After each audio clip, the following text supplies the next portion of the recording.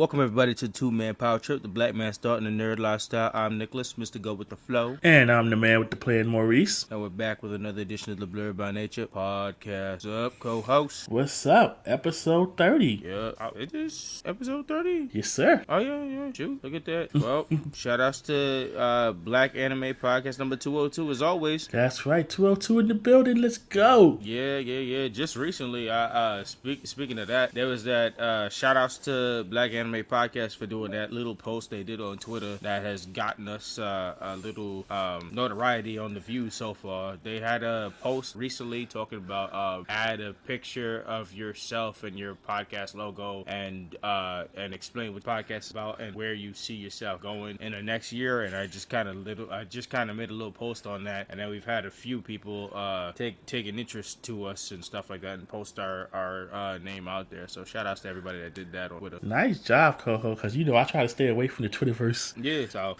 I mean, I've been establishing a couple of relationships and folks out there, so shout outs to that. Yeah, shout out to you holding down the Twitter front. Yep. So let's switch into vibe, guys. Let's talk. All right. We in here. What are we in? The last week of September. Yep. Yeah. Shifting all the way back, going to my vacation week and the cat birthday. Yeah. So how was? Well, I guess we start with the infamous brunch. Weekend. Yeah. All right. So infamous brunch. I mean, it ain't infamous to us, but it's infamous to old girl Kenya did. So I like I say all the time, don't talk your shit until you're ready. You never know when it comes up. And Kenya was certainly talking shit from before and saying, I don't get drunk. I don't know what the liquor done do to you guys, but it don't hit me the same. And boy, do we ever have the evidence. Shout outs to Dorinda for sure for keeping and holding down all the evidence, because my ass is we was going blow for blow, bar to bar on that damn tower when it comes to the both of us. But Kenya was definitely hitting it first, which I mean it was her birthday. Oh yeah, the captain was lit. She was in the clouds. She was definitely in every video shows. Certainly that aspect in full fold, from reactions to different sceneries to chatting about different, like she was going on different levels, and it was just an enjoyment to see and then have you guys around for that. Oh yeah, that was so much fun. So we got into our little Cheetah Girls debate once again. Yep. We cooking for the time. She wasn't drunk enough to look past a couple of things. It was stuff that sobered up like super fast, like that lad guy. But we cooking it up. We slowly chipping away, and we'll get our guest episode eventually. I think so. I think we're making progress. We're making progress. Hey man, I say the next perfect time that she'll be with me around a podcast on that Thursday, it'll be close to my birthday. I think it'll be exactly a birthday showing. So I don't know. That might be a forced upon wish there. Ooh, you low down. She gonna be like, you low down. Well, there you go. It's my birthday. Shit. If it's my decision then. Yes, we'll see. Let's see what we can snatch up or cook her up with. But just in general, so the night before I gave her the gift, because I like to get this shit out the way real quick. I gave her the Lilo and Stitch onesie. She got in full, so she got her angel style onesies that she wanted. So she enjoyed that. That was nice. Got the whole flowers and card combo and all that stuff. So that was good to set up everything. And us getting to brunch, we had a good time. We was drinking schmizz and all that stuff. After you head out, it was time for me and Dorinda to play Kenya's part of Lean on Me, because we both took one side of her and basically weekended Brittany's our way to the escape room. So we was moving back and forth what we can and find our train way over there. We made our way to the escape room. We set all that stuff up. The first thing that was open off rip was like that Jurassic escape, and we went in there and we was like, between me and Kenya, we was already like big schmizz dog going and stuff like that, and we started going into the escape room, and we had some black dude just helping us out, just giving us the lowdowns and stuff like that. We already said we did escape rooms and stuff like that before. You know what's funny? I know exactly who you're talking about. Okay, there you go. So he was cool dudes. He was definitely a cool dude. He definitely had us. He definitely took care of us and stuff like that. I was the keeper of the walkie-talkie, getting all the hints of and whatnot. Yo, I swear, I'm not gonna lie to you. At that very beginning part where we was in the cage, we took Dumb Log into that cage, yo. Listen, you're not the only one. Yo, we was sitting there for so long. I was like, oh shit, we're good. We are gonna end up being dodos failing this shit. We was trying looking around all that shit. I was like, bro, what the hell's going on? Then he was like, check the doo-doo. Dorita was finding the key and shit like that. And then he was like, point the gun at something like that. Now, no matter how Schmiz then going the captain was, she had some MVP moments, whether it was getting us out the cage with the gun blast or like literally the very end. But we was putting stuff together. We was asking for hints that was working. We was trying the egg simulator. We was all trying to divide up and conquer the best we can. And we was at some points we were frustrated looking at the time. We was like, yo, I don't know how the hell we gonna get through it. But the funniest part was the very end where everything was starting to come together real nice. And then we got the bone. And the last thing he said was he gave the date so fast that me and Dorinda could not understand what he said. We had 11 seconds on the clock. And I set up the bone perfectly in there. Me and Dorinda was confused. We had to ask him a couple of times what the date was. In the middle of us asking for that, Kenya just put in the numbers, and midway he was trying to explain what the date was again, and he was like, okay, I'm gonna give y'all the date. Beep beep beep beep. Boop. Oh, okay, everything got fixed. We turned around. We was like, who put in the date? We looked there. We was like, Kenya was like, okay, it's done. We was like, huh? With 11 seconds on the clock. So Kenya got us through. So that was how we won the escape room with 11 seconds on the clock. I'm laughing because that escape room, the one that you did, was the last one that me, Spirit, and Kareem did. See? So everything that you're mentioning, I am cracking up. I guess the 3-person team is the way to go, because that shit was just too funny. Like, I just put the bone in there perfectly set, and then I did not hear what he said, and neither did Dorinda. We was dead asking for the date one more time before the time run out. And in the midst, Kenya's just plugging away numbers, and she hit enter, and all you hear is, okay, you got through. He was stunned, because he was like, when he came by, he was like, I really wanted you guys to win, but I didn't think y'all was gonna make it in them the last 11 seconds. And midway I was talking, I was like, oh shit, y'all did it. So when we did it was 6 of us. Did you have fun with the tape recorder in the computer?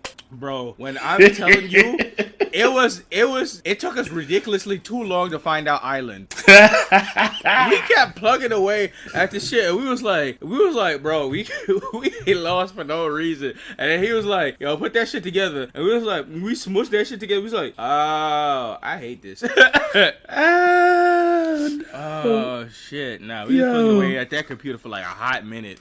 That part was fun. It was like the tape. I'm pressing the button. It's like, yo, why did it don't work? All the damn snitches going back with the passwords. He was like, what the fuck is going on here? I was like, I know how to use this. I've used one of these in the past. I know how to use this. I know how it's supposed to work. Like, yo, it ain't working. The play button ain't working. The pause button ain't working. We kept asking, because it was that one secret room in there, and he was explaining how they used to do jump scares in there if you tried to grab at the door. Because I honestly thought that was the way out or something. You had to open that door to find out something. But when we ended up crushing everything, I was like, oh, it's done? Oh, word? Yeah, we expected to have to go through that door too. Yeah. So we was like, that's it? I was shocked at that shit. I was like, oh, I dead thought at some point you was going to pop. Like what he was explaining from before, I would agree. I thought some animatronic or some shit was going to finna pop out on it. Yo, definitely. I was like, when he said it was over, we finished, I was like, Yeah, I'll take the W one way or another. That was a long time coming when it comes to escape rooms. It was off a factor for like a dumb log. I was tired of getting super close and not making it. So I'm happy that went through. So, yes, I understand that 100%. He's like, we finally got a W. Facts. It took too long, but that was good. The whole pandemic. Yeah. Well, that showed an end of an era at that point.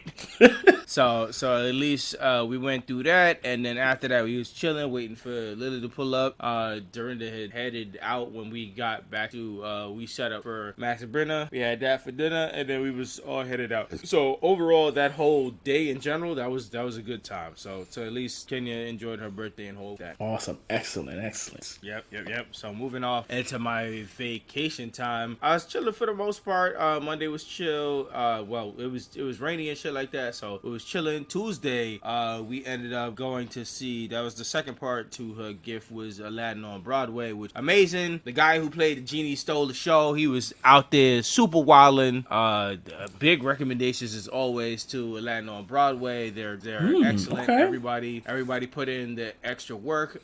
They came in with their own genuine story, so some characters are switched up, and I don't mind the way they was doing stuff. The actors on Broadway is like as accurate you can get to perfect casting of good people and stuff like that. It was good stuff.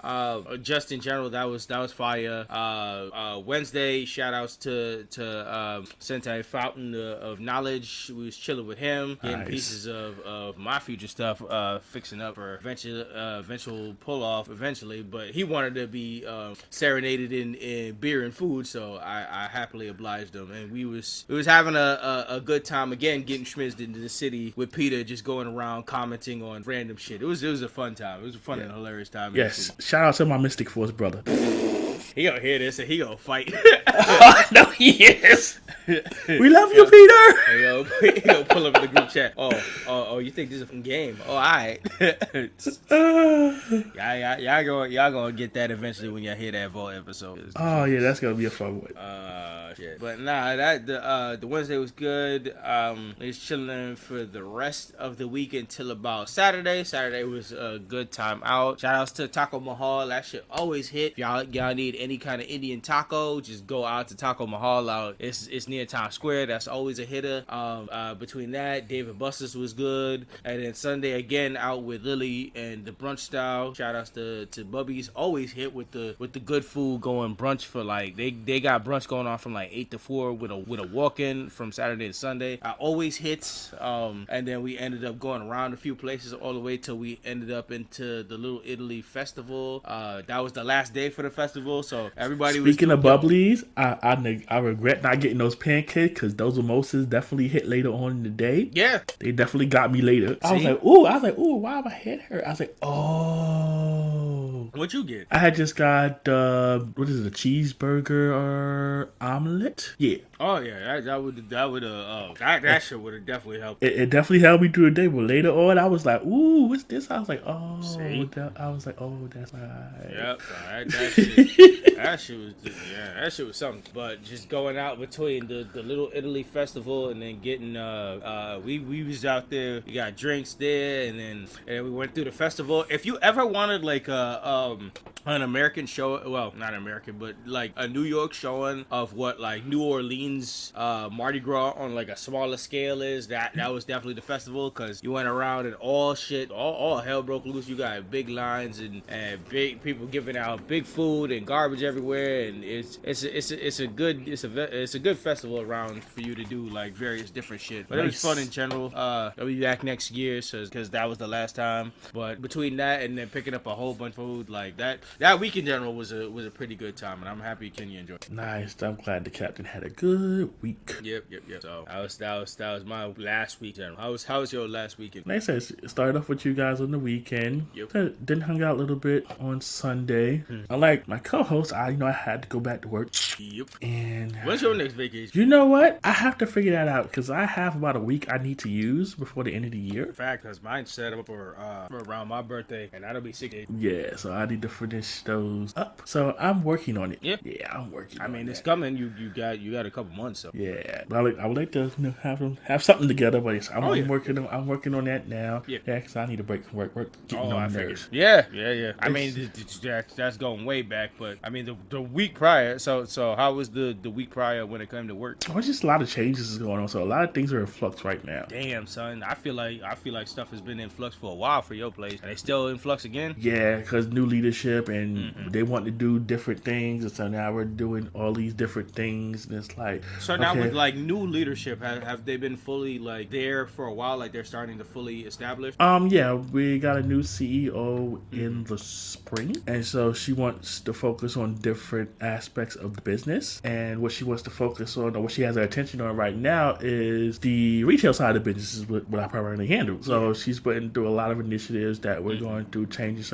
Want to look at deep dive into certain aspects of the business, of that part of the business. And so we're just doing a lot of evaluation and try introducing new technologies, and they're changing formats of things and how they operate the retail business. So it's just been a lot of change. Oh, I heard that. No, I totally understand that, because like one random day our CFO decided to peace out on us, and then we thought it was weird, and then we had like a going away, and everybody said their like 2 cents and peace and stuff like that about it, and then like we was all good with it until like a couple weeks later, then the head of HR decided to dip out on us. Ooh. And then oh no, it was then shit got spicy. The Friday before I left, there was a meeting that I was so happy that I came back like from lunch to get onto, because when I got into the meeting, the CEO was talking extra spicy. Like after all we said goodbyes and everything, right before the head of HR his final day, she was talking extra spicy. She was like, she told the whole, like everybody was there on the company meeting, and she was like,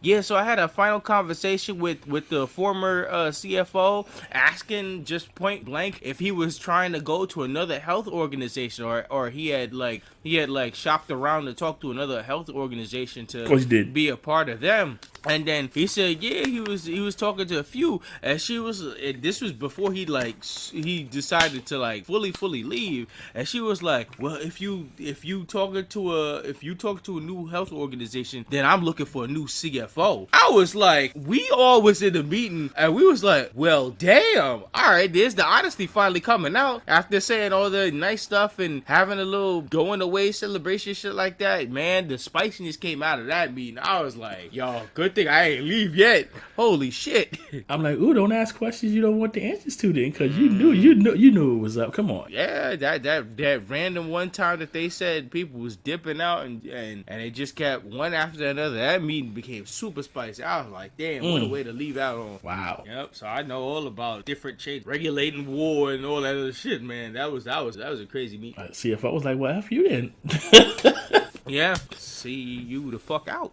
listen, when you up there making that amount of money, you do what you got to do. Oh yeah, definitely. I mean, when they talk about the bonuses that be coming around, they always explain who on the higher ups ain't getting those bonuses because they make so much money. So yeah. Exactly. When you dealing with C-suite stuff, listen, y'all got y'all way of doing things. That's a pay grade. When hopefully I get up there one day and deal with that. And till then, listen, that's above my pay grade. I don't want to hear nothing about. Fact. So yeah, all the changes and stuff like that. And how was last weekend in general for you after getting off the work week? So like I said, I went to hang out. Like I said, I decided to drive, and that's when the storm decided to roll through. Yeah, boy, what that Sunday heading back. Me and Katie was just watching thank God that was the first time that the train actually did us well, because by the time we hit our stop, that final stop, it was actually calmed down, because we was watching rain and wind and everything start to strike mad people who was trying to book it out there. But man, co-host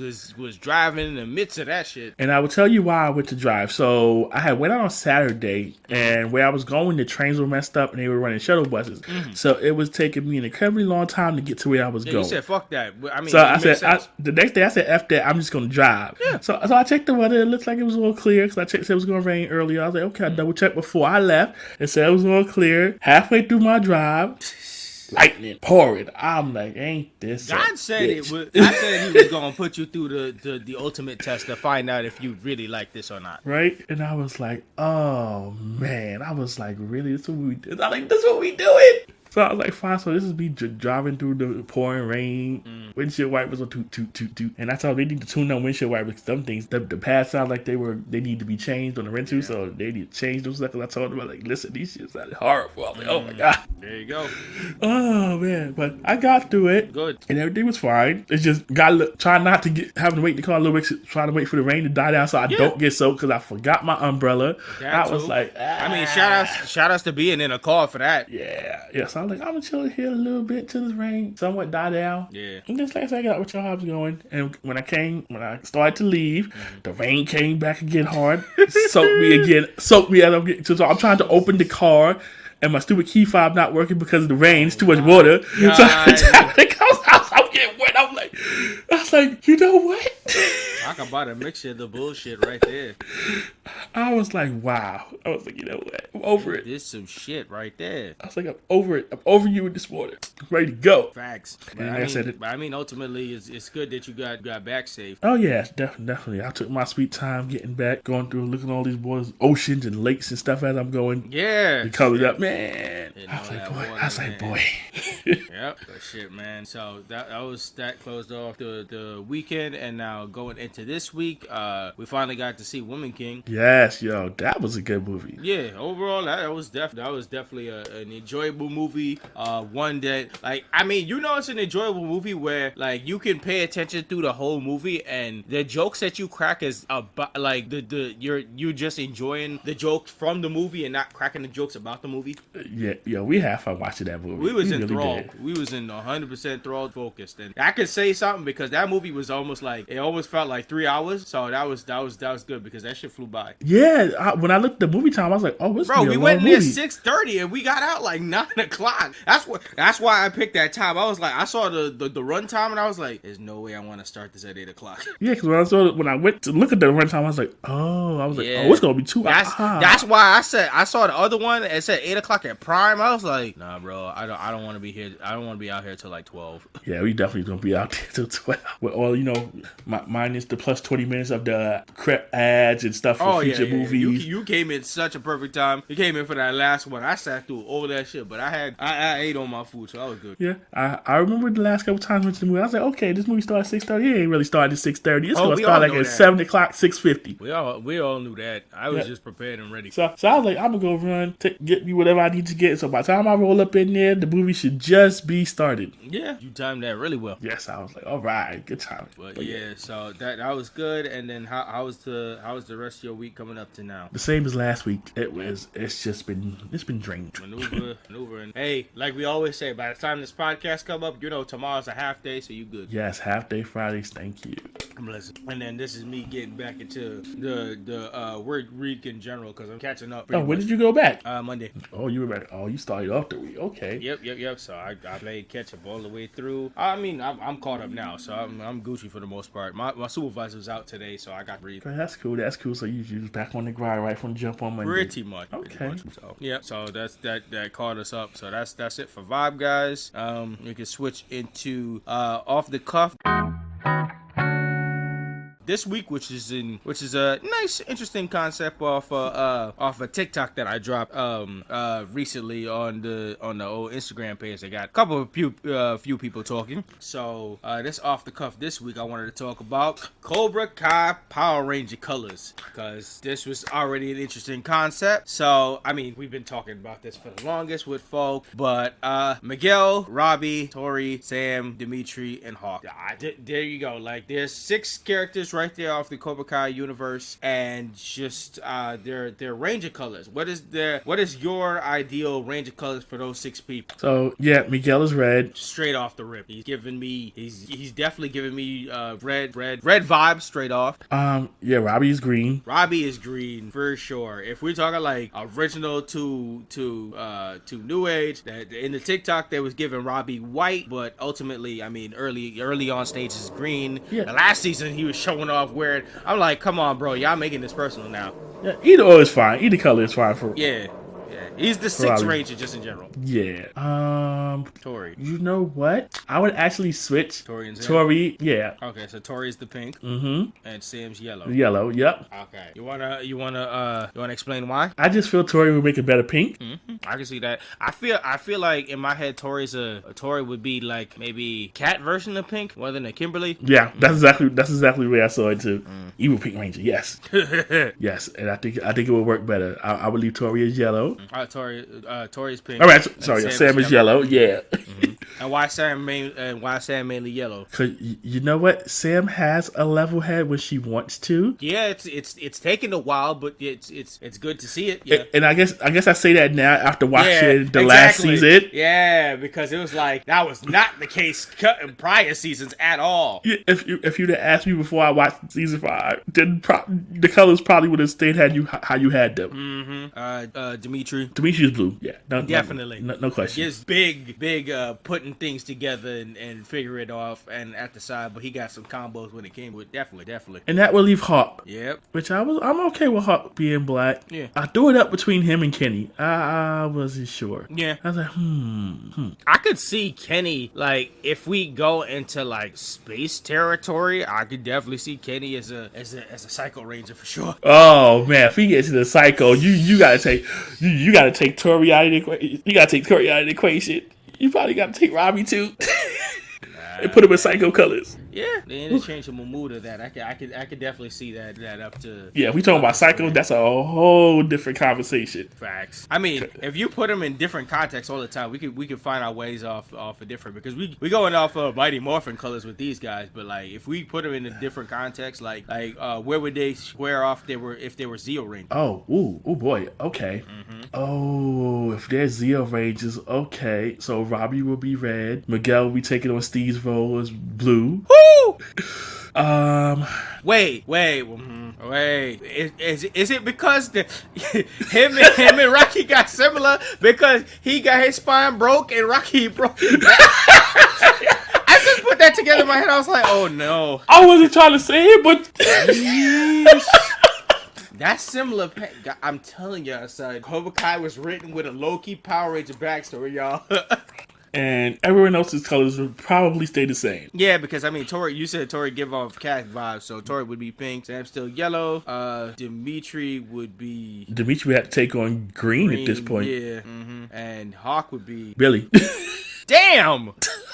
So then who would be gold? Huh? Who would be gold? Kenny. Yeah. The old masters passed down to another one. Yeah, I can see Kenny. Yeah, I'm like, yo, we can have so much fun with this. Oh man, that's a good concept. I shout out to that TikTok that finally like definitely that was the perfect vibe to it, and a lot of people came in to comment on it. So I knew that had to be the off the cuff for this week's show. Yeah, so I'm like, if Hasbro is listening, mix and match. That's what I'm saying, bro. I'm like, y'all talking all this. They giving detail to the upcoming Netflix stuff, and I'm like, bro, y'all cast this right there. Just ask them. I know you gotta have been on the phone ever since Cobra Kai started. Y'all got the perfect casting in them. Just ask them. Especially if Cobra Kai's the next season's not gonna be for a little bit. Exactly. It's time to shoot everything. I mean, old boy Miguel is Blue Beetle, so he's busy doing all that. He already suited up and booted up. So like, come on, man. I was like, if you're gonna mix, you can mix and match with the 2017 cast and mix them up. Yeah, because I'm pretty sure y'all not getting everybody of that. Ooh, Hasbro, you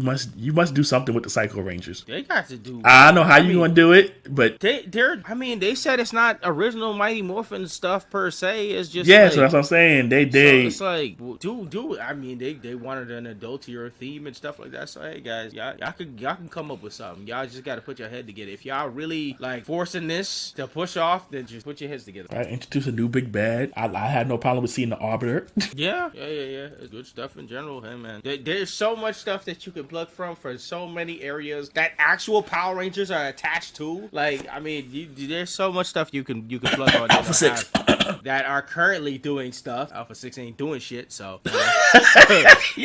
Yo. There's other people out there doing other shit. So there's so much stuff that you guys can plug from. So just look on that and plug from that pretty much. All right. So going into nerd/reboot news, we got a couple stuff on the docket.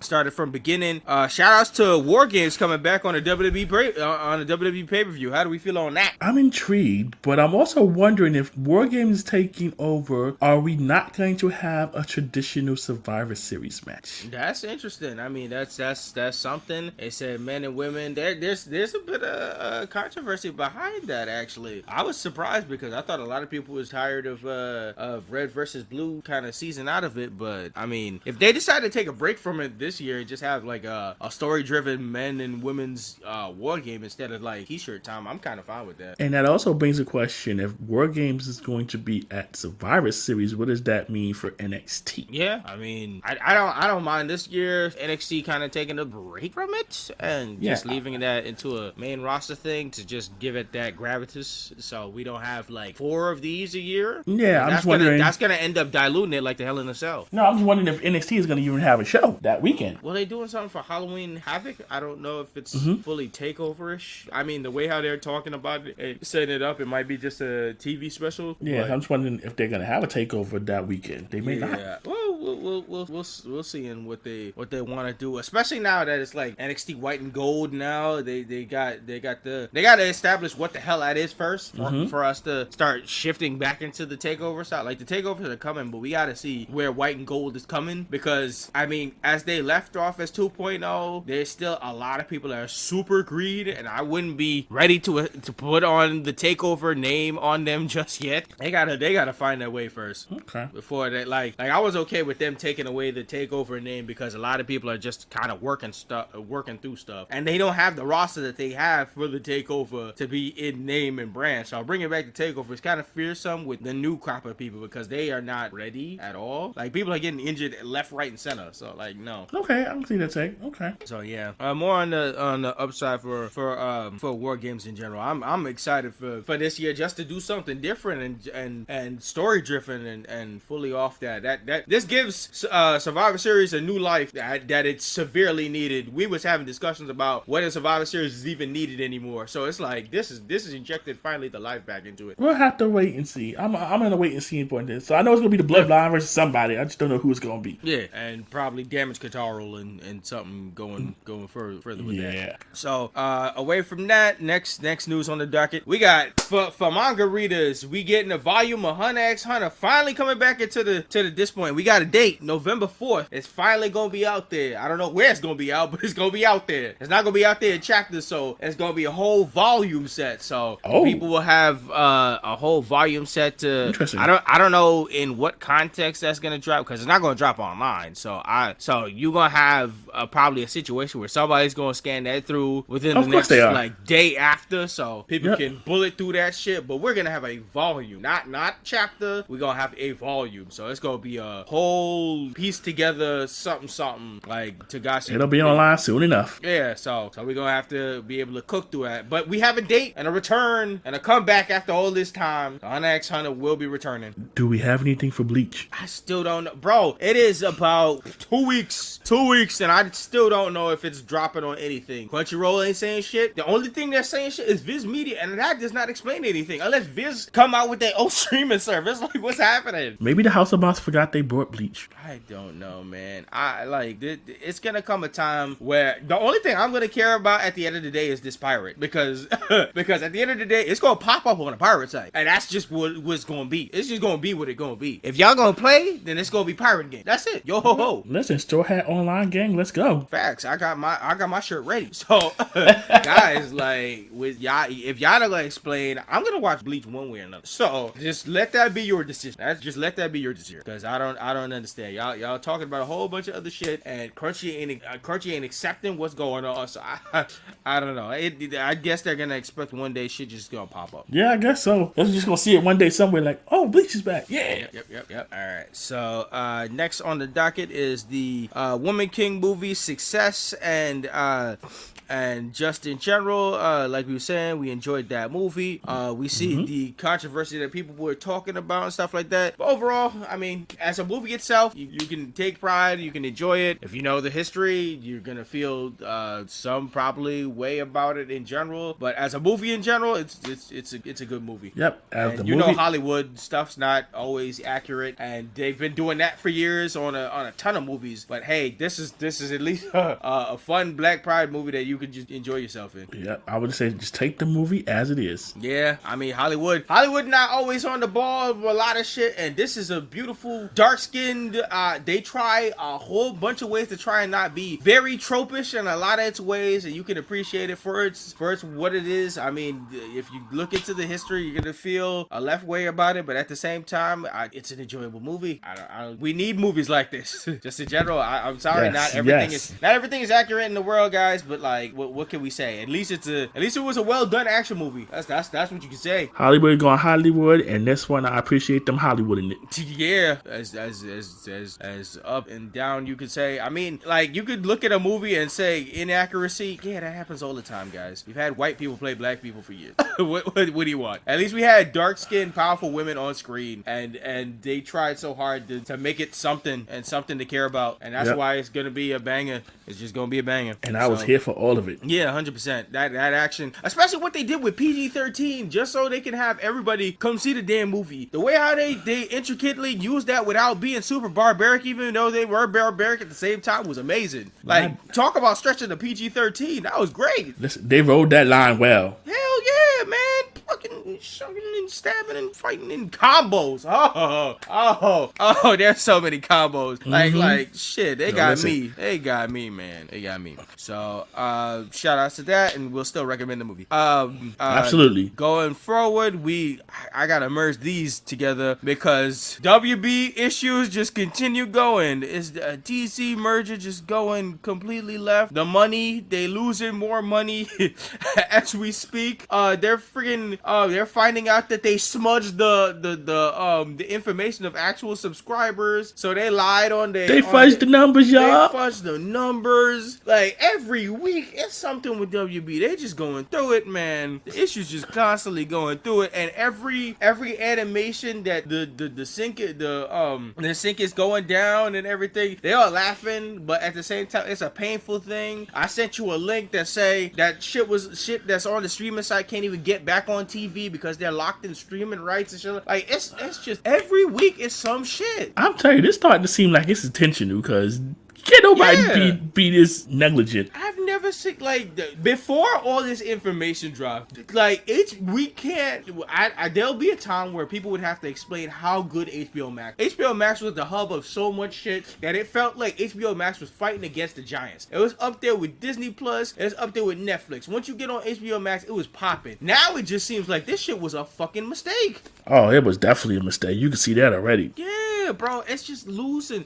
I've never seen it burn through money this hard, and I'm pretty sure it's only been a solid like 3 months of this information, and I've never seen more money burn away. Man, listen, HBO Max was the Titanic and Discovery was the iceberg. Yes. And then these motherfuckers talk about super mergering, like this NBC discussion about trying to get on this shit as well. Like, bro, what is happening? Like, don't NBC own a stake in Hulu? So why are they even?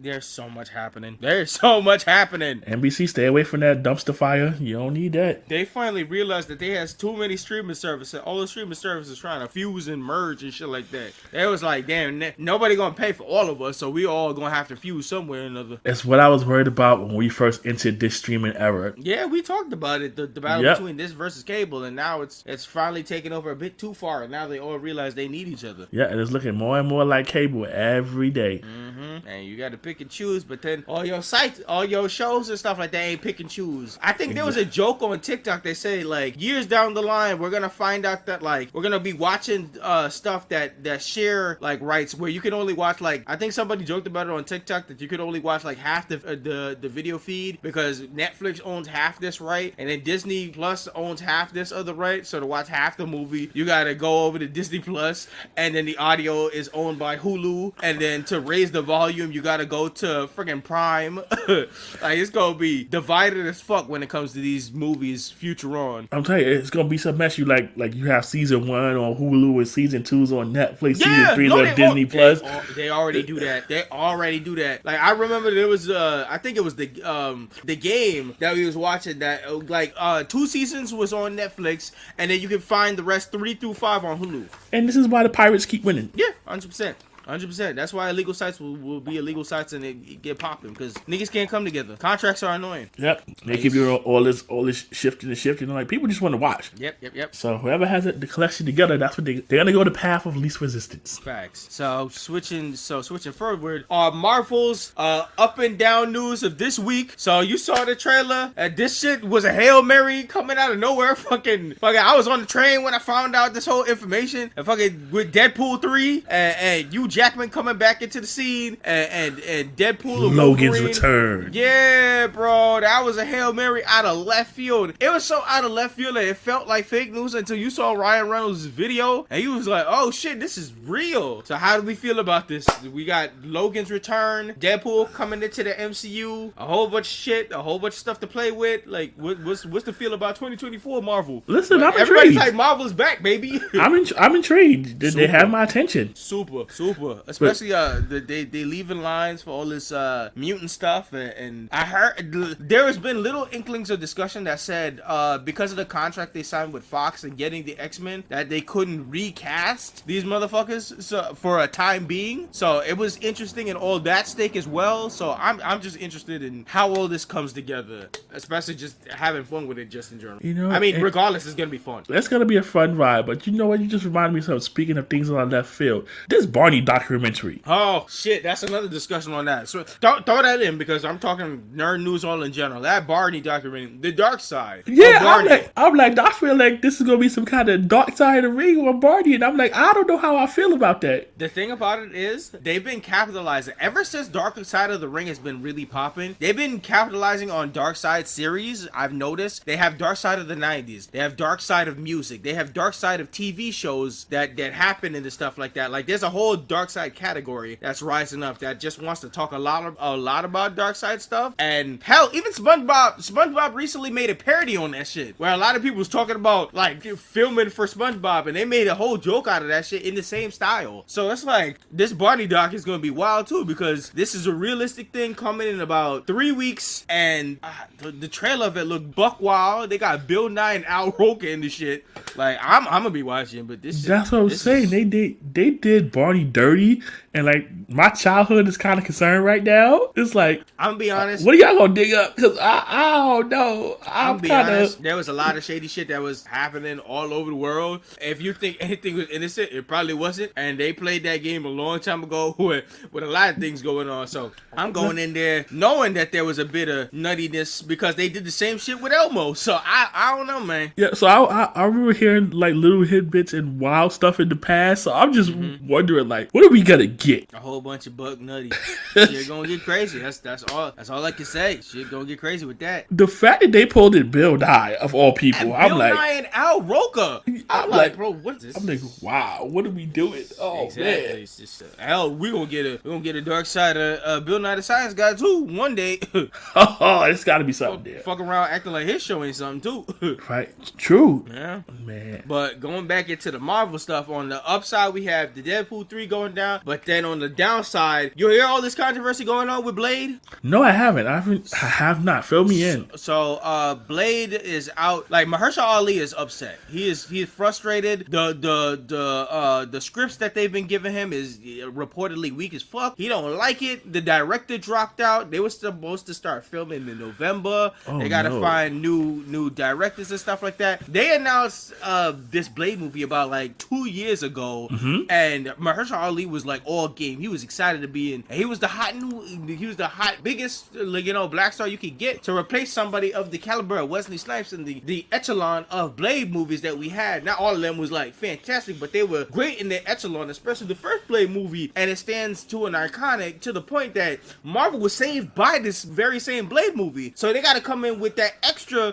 funk with the extra strength of that. And we was finally hitting the point where they was gonna start filming and getting his universe all set up for the MCU, and now we having like left, right, and center shit that's going down. So the director dropped out. I feel like a lot of people was calling for whoever did the Woman King. I mean, if they trying to go PG-13 with their action and going hard and shit like that, get the motherfuckers who did Woman King or on this Blade movie. Like I don't know, if y'all trying to find directors and shit like that, get black women involved, get something like start cooking up a script worthy for Mahershala Ali, because y'all know this caliber actor y'all got. So get it together and let's start something, y'all. I agree wholeheartedly. Like, listen, if that's what you need to do it. Marvel, there would be no MCU if Blade was not successful. So Marvel you was would think at the time when Blade was saving y'all asses. There would have probably never been no Spider-Man 2002. Yeah, so you would think that they would treat this with a sense of urgency. Yeah. Yeah, by now we would have thought Blade would have been in probably like phase 4 meet phase 5. I didn't expect it to be this long, to be looking at like phase 5 to phase 6 before we get Blade. And we haven't even gotten any filming, and filming keeps feeling like it gets pushed. I thought it was going to be filmed at the end of the summer, and then they said maybe October. Now it's getting pushed to November. Now we need to find a whole different director. Like, guys, what are we doing with Blade? Blade's about to end up being after Secret Wars, and that's insane. Marvel, you need to course correct. You need to make sure that you white glove whatever you're doing with Blade. Keep in mind that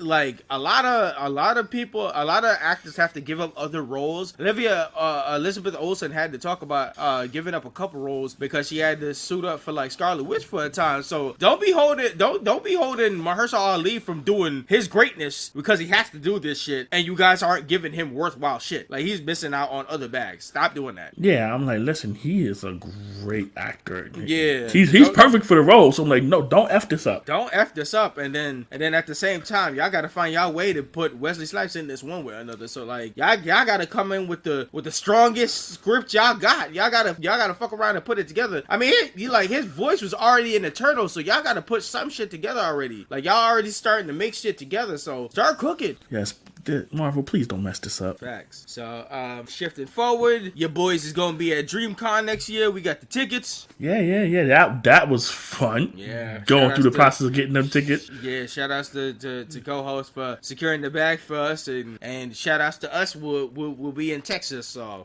we putting those workings together. Yes. Look forward to that next year. Yeah. So we'll be with the wonderful where the black people are and the good smelling con. So shout outs to that. Yes. Yep. So your boys be at DreamCon. Shout outs to all that.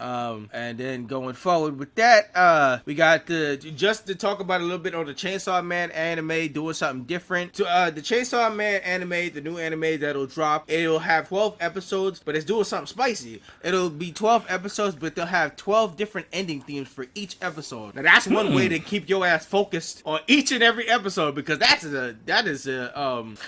it's happened before in different anime, but this is a rare occurrence. Like, every ending you gonna have to be on your toes, because you'll be listening to different endings all the time, and you be like, what the fuck? That's interesting. Okay. Yep. So that'll be saucy on that. Yeah, that's gonna be very interesting to listen to. See what they come up with theme wise. Facts. Big facts. Big fact now. So we gotta see how that goes forward in the hottest anime season of 2022. So we'll see how that goes forward with everything. And the last two nerd news I got. Do you know they're doing a Spirit Halloween Store movie? What? Yeah, they're doing a Spirit Halloween Store movie. It's coming out pretty soon. Wow. Yep, they're doing a horror movie about everything coming to life in the Spirit Halloween Store. Oh no, hold up. Yes, exactly. Imagine exactly what a Spirit Halloween Store movie would be, and that's exactly what the movie is. So they're gonna release it in a makeshift theater in one of these old unrented buildings in New York City? Is that what we do? Because that's the way how it was looking. Right. I'll send you the trailer after this is over, and you will see that this is something. Okay, all right. I'm interested to see how this go. Yep. After everybody been making that joke forever, now they getting their own movie, and it's finally going that far with it. I think Christopher Lloyd's in it. Like, that's how kooky this shit has gotten. Listen, now every time I step in the Spirit Halloween, I'm gonna have to look over my shoulder like, yo, what? Facts. Or just look out before you end up in the movie or the sequel. I know, right? Like, now we going in the group, y'all. Now I ain't going here by myself. Hold on. Yep. All right. And the last bit of nerd news, which we'll follow up when we get into the next segment, but like this just happened recent, and this is gonna be important to our episode in general. But R.I.P. Coolio. Yeah, man. R.I.P. to Coolio. I was like, oh man, I'm so sick of 2022 and just taking away legends and stuff like that, and just what he meant to the community in general, and his, like, the more you start to realize, and the more stories come out about like his voice acting and just him sometimes not an appreciated gem of what he did and his long history and stuff like that. Just obviously with songs like Gangsta Paradise and just so much, and just his iconic flow to especially like 90s children and stuff like that. That's why I'm like, man, man. I know, and just to think, we was gonna record this shit like last week, and now the episode feels more potent than ever to be recording today. Right? Yeah, we found out yesterday, just the kick in the gut. I'm like, Yeah, so that just adds to the just everything here. So that's nerd and reboot news that we'll be following up in the next discussion here. So yeah, it's time for that main event.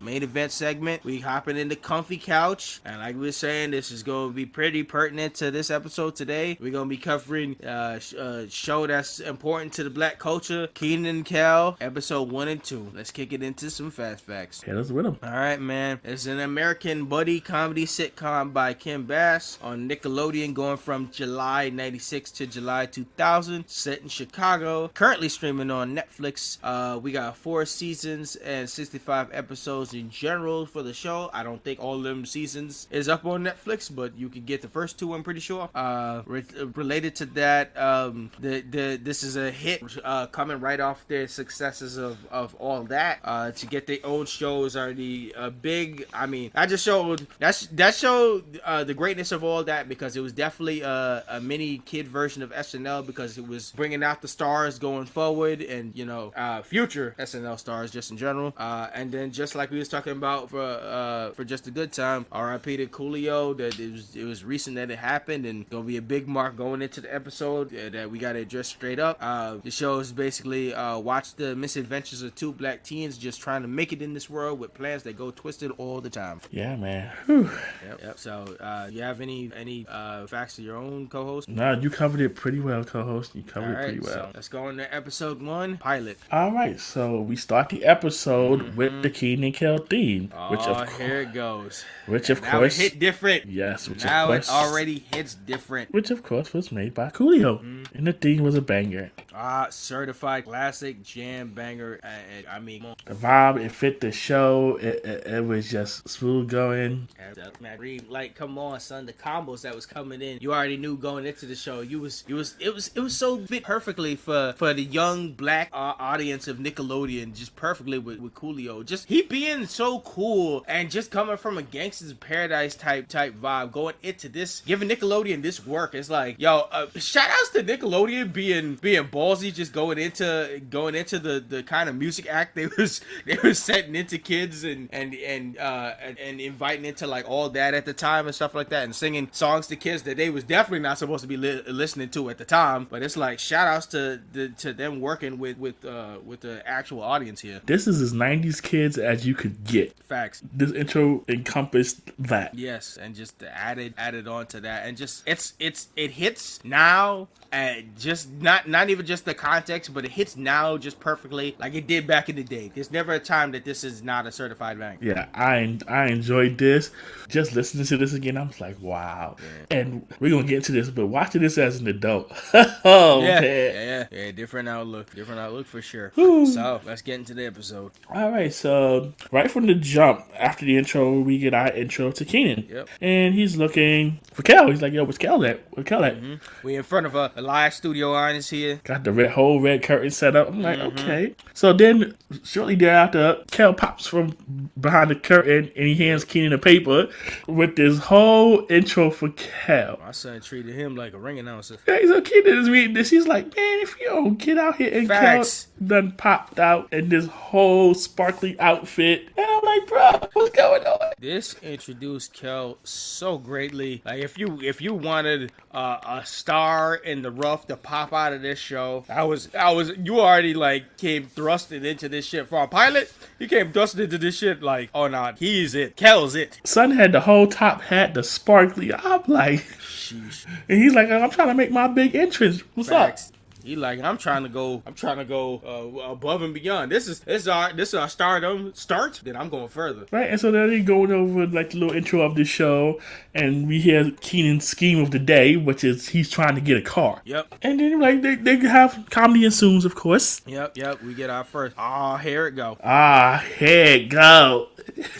And we start the actual show within a show. Like, this is where the show just blatantly becomes meta. Yeah. So at this point, we get, in the next scene, we get our intro to Rigby's, where Kenan works. Yep. And we get our intro to his boss, Chris. Yep. And he is late. And that will definitely be a part of the characterization. Oh, yeah. Chris tells him that he's late. He's like, why are you always late? And Kenan basically says he had car trouble. And Chris tells him, you don't have a car. And he's like, that's the problem. Yeah, that's the trouble, bro. And so Chris gives Kenan the melons, and then Kenan's telling him, like, listen, you're not going to have a car because you're too young to drive. And then Kenan's like, what? He goes, drops the melons all over the place. Like, what I'm actually paying attention to when I was watching this is the price of the stuff on the signs. Yeah. I'm like, bruh, bring them prices back. I need them prices. Because these food prices right now ain't it. His prices is from a bygone era, bro. And so next we see Kel roll up in the store. Kenan's at the register. And of course, we're talking about his scheme to get a car. So Kel brought some of his old stuff. Yeah, trying to sell off. Right? And so Kenan starts going through the stuff. And he's like, he sees a teddy bear. He's like, yo, this is my teddy bear for the second grade. What you mean you're not selling this? And before that, they go back and forth like, yo, why are we trying to get this car? He's like, Kel is like, listen, every time I go along one of your schemes, I get in trouble. Facts. If there was ever a line to define the show. Right? And so Kenan is trying to sell Kel on this car scheme. So like, yeah, we're going to go in this car. We're going to get the girl. We're going to go out and date. And he's like, all right, bet. He's like, all right, bet. I'm in. So after he goes through the box of stuff, a customer comes up. And so Kenan is going to ring them up. And then the kid is asking his mom, can he open the box of Google Puffs? And I'm like, what? So I guess this was before Google was a thing. Oh, yeah. Or before it was like a big stressed upon thing. Yeah, so it was like, I was like, Google Plus. I was like, oh, how did they get away with that? I was like, oh, that's why Google at this point hadn't existed yet. Not to that strong element. Google in its current form didn't come around until like 98. Yeah. So we're facts, yeah. Yeah, we're 2 years away from that. So I was like, oh, okay. And so 96, basically the kid wanted to open the box because he said there was a raffle or something going on in the box. And if you got the ticket, you get $10,000. Yeah, so you already know the scheme brain is starting to cook. Oh yeah, so you know the light in Kenan's head that went off. And then the next thing we see them grabbing all of the boxes of Google Puffs that were on the shelf. And then the next scene, we see a pile of Google Puffs all over the floor. I'm gonna be brutally honest, man. Chris must need Kenan as a worker like a motherfucker, because the way how he be tearing up that store. Son, they went through 700 boxes of Google Puffs. Even with the 90s prices, that is a lot of money. Bro, there's a mountain of shit in his store and nobody's cleaning that motherfucker up. Like, come on. Like, your worker, you only got one worker in this half small like supermarket, and he always tearing your shit up, coming in late. I'm like, yo, Chris, you must love this kid, because what the fuck? Yo, the fact when Chris came out and he looked, he was like, what the hell? He was ain't no other young nigga in 96 in Chicago was looking for a job. Right? He was like, yo, who violated the Google Puffs? Yeah, man. And they look at, and Kenan was like, you ain't feel that earthquake? He's like, nah, what we not gonna do is this. We in Chicago, we got wind, we ain't got no earthquake. He said we ain't no Seattle, but you know. And then Son started twitching because Son was going through it. Chris was going through it. Bro, the way how they put this white man blood pressure through the roof. Son, he's like, yo, this is coming. He like, Kenan, this is coming out of your whole check. Kel, you're fired. Like, he's like, how do you work here? Good. Like, how do you work it? Good. He like, good. I don't like your ass. He's like, see this, you don't. So he over here twitching. Yo, Chris is going through it at this point. He is really going through it. He was like, yo, clean this out. And then Kel and them was like 2 million Google Puffs. All they got was some raffle tickets, some scratch off, and some tickets to the circus.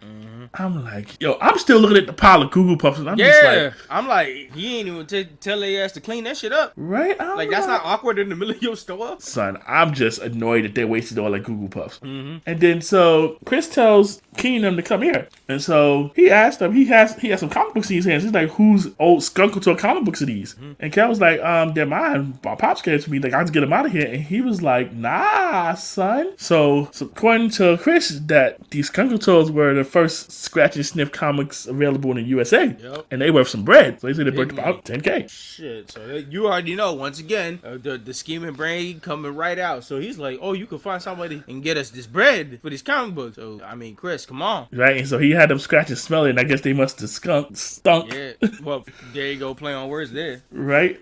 So he's like, all right, I'm going to talk to my uncle. He's a comic dealer, and I'm going to see what I can get for it. Uncle out here loaded if he could drop $10K on some originals like that. I'm like, listen, if you can get it done, I'll give you 5%. And it was like, all right. Shit. So, of course, Kenan is continuing his plot to get this car. Mm-hmm. And so I'm like, okay. They're like, okay, yeah, we're going to find some cars. We got both of them checking on some cars while Chris work on bringing that money later. Right? So, next scene, we see Kel talking on the phone with Chris. We're like, telling them that they're going to get the money on Saturday at 10 a.m. And Kenan over there on his 1995 PC, probably in some AIQ group or something, putting feelers out for ads. Like, yo, you looking for a car? We got some bread. What's up? Yeah, that or he's on there playing solitaire. 1 and 2. And so they hear a thud. And so they go clean and go look in the closet. And we get introduced to his sister, Kyra. Yup, and boy, her characterization came straight off because she bugging him, but at the same time, she loves herself some Kel. Oh yeah, she's completely got a crush. I'm like, oh yeah. And then Kenan was like, yo, how much did you hear? She's like, I ain't hear nothing, but why are you trying to buy a car? And he's about to throw her out. It's like, you ain't gonna say nothing. She's like, maybe I won't. It's like, yo, Kel. Kenan's like, yo, Kel, go talk to her. He pushed him over. He was like, yo, you know what you got to do, right? And Kel was like, you ain't gonna say nothing for me, right? She's like, yeah. Kel. Then Kenan proceeds to throw her out with the quickness. Listen, man, she looks so innocent looking at him. Right? What she looking? That is a schoolgirl perfect crush. Yep. Then she looked at Kenan. She's like, nah, I ain't got nothing for you. It's like, oh, okay. So at this point, they put the feelers through for the ads. Mm-hmm. And it's like, everybody coming on Saturday, like, oh, snap, what I'm doing with my parents. Yep. So, all right, we got Kenan plotting again. He's like, all right, we gotta get rid of the fam. What we gonna do? Yep. So they started to concoct shit for dinner time. Right? And so they down at dinner time. And Kyra off rip snitches on Kenan about principal office stuff. And it was so funny because she snitched on him and he was like, the parents reacted, which we get an introduction to his parents. But like his parents reacted off rip and then he was like, how you know about this? And she was like, this is shot in the dark. I just said what I thought probably ended up happening. Yeah, and she was right. It's like it was a 50-50 chance. And I'm like, pretty much. Wow. And they at this point Kenan finally gets Kel to go to the kitchen because he's been trying to nudge him this whole time to go in the kitchen. Mm-hmm. So at that point, Kenan's parents is like, yo, what did you do? And he tells him about the substitute teacher and how he glued their butts to the seat. And I'm like, Kenan, why? Why, Kenan? Why? The tortures people be putting subs through sometimes, man. Yo, Kyra laughs. She's like, yeah, that's funny. And Pops is like, nah, it's not funny. Kyra like, yeah, Kenan, it's not funny. Not picking sides. Yep. Moms and Pops is tired of Kenan's mess. Yep. So at that point, the telephone rings and Pops is already annoyed. So he goes to answer the phone. He's like, yo, hello? And he holds on. He's like, yo, it's the people for the radio station. They said if I get this answer to this question right, I get some tickets to the circus. Yeah. And in the kitchen, we see on the other line, it's Kel. Yep. Kel putting on a fake voice. Right. And so they ask him the question. He's like, what's the question? He's like, okay, what time is it? And I'm like, bruh. And they were like, family consensus, like, it's 7:42. And he was like, he told him, like, yeah, you won. And Pops is hyped. He's like, yo, we going to the circus. Kenan is just like, yay. Yo, I'm telling you, the way how the family came together to give him the answer, it felt like they was already trying out for Family Feud. Exactly. Yo, black families will come together when it comes to like, oh, we got to get this shit so we can get free shit. Oh, man, we coming together like a Voltron force. So we flash forward to Saturday, and here comes Kel coming through the front door. Pops is like, is the bell broken? And then Kel goes outside and rings the bell like 5 times. Bro, Kel's relationship with the dad, man, that banter will always cause him pain, physical pain. Yep. And then so Kenan comes downstairs like, yo, who's ringing the bell? And then Kel tells Kenan, your daddy thought the bell was broken. I'm like, yo. I know this man under his breath was always like, this motherfucker. Yo, I can see this man with the Jey Uso face. Oh, facts. All the time.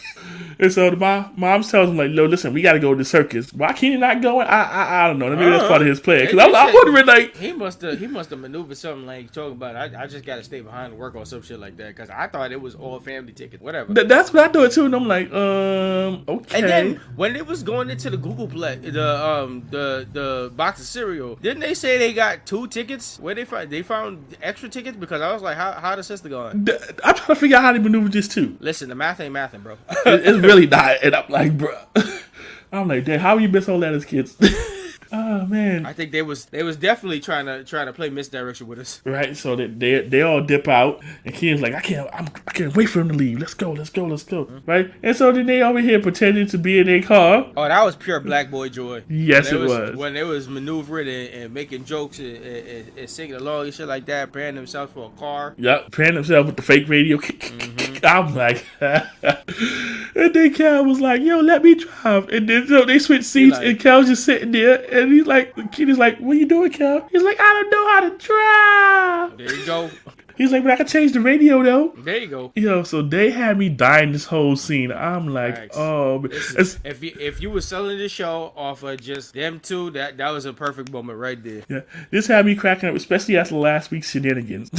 Yeah. So at this point, they play around the couch, and then the bell rings, and we get our first person just like, yo. First couple pulling up trying to sell a car. Yeah, just like, yo, I'm trying to sell a car. The car is 12 years old, $6,000. That's what I'm looking for. That green one. And then the next thing you know, they sit down. They don't even sit down with him until the bell rings again. And another couple comes through like, yo, trying to sell a car. Yep. And so at this point, we got a whole house full of people trying to sell their cars. It's just back to back until it's like madness. And then there's mad people in the house, and they waiting for Chris with the money. Right. They're like, yo, where is Chris, yo? And so one of the couples asks, like, yo, what's going on? And then Chris finally shows up. Mm-hmm. Twitching and all. Yep. So you already knew something was up. Oh, yeah. They're like, yo, Chris, where you been? It's like, yo, I can't find no parking. There's mad cars outside. Like, who are all these people? He's like, Kenan's like, nah, forget all that. Where the money? Facts. Stay with the mood, man. So it started to twitch more. So they asked how much you got for the comic books. And he's like, yo, I bought the comic books by Uncle. And he said, the skunkle toys have been overly scratched and sniffed. Damn it, Chris. That's exactly what they said. They looked at Chris like...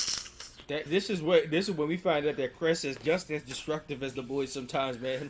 It's all starting to make sense. Yeah, they both. It's all starting to make sense for real. They all a chaotic tornado, right? And he's like, Chris is like, I couldn't help myself. They stunk so good. Damn it, man! You messed up your own bag. Right? I'm like, Chris, no. And so they tells us out. This means we don't got no money. And just like black folks, the moment they heard, yo, y'all here. They ain't got no money. And they big bad now. They're like, yo, we been here all day. They went in full force on them boys. Right? And Kenan and Kel was like, this looks bad, man. Kel's like, it's not that bad. He goes to open the door, and there's his parents and sister. Yeah, I guess the circus done mad fast, or however long it took them. Well, I guess if they had that many people there, it must have been a little while. Yeah. And then Kenan opens the door, and he immediately slams the door. And then we get the curtain. Yep, and then it cuts straight to next day. Yep, so next day, Kenan is back in the shop. The Google Puffs have mysteriously disappeared. Yep. And the Kenan over there talking about, we were so close. And he's like, I can't believe my pops grounded me for 6 years. And Kel was like, he grounded me too, and I ain't even his son. See? I mean, he out here catching strays. And of course, Kenan, he ain't giving up. He plotting a whole new plan. Yep. He still cooking. And so a guy comes over. He's like, yo, I heard your little conversation about your little car situation. He's like, listen, I got a car, my mama's car. She getting too old to drive it. It's like, it's worth more than, but I give it to you for $400. You could get this off of me for $400. A nice, fresh car off of me with all the paperwork, $400. And I'm like, as an adult, you hear this and you're like, but as a kid, they're hearing it and like, woo. They was like, I bet. Of course, they lied about being over 16. Yeah.